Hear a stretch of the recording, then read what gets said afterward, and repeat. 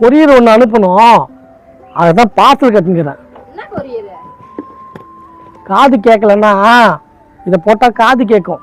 ஏன்னா இது காது கேட்குற கருவி, அதனால தான் பார்சல் கட்டினுக்கிறேன். வேற யாருக்கு? எங்கள் விஜய் அண்ணனுக்கு.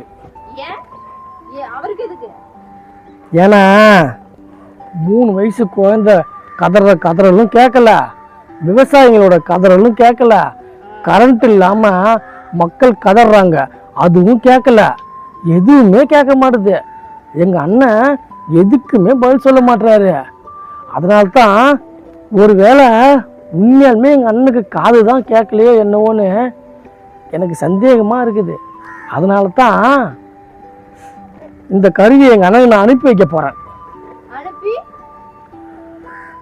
ஒரு வேளை இதை போட்டாவாது காது கேட்டு எங்கள் அண்ணன் ஏதாவது பேசுகிறாரான்னு பார்ப்போம்.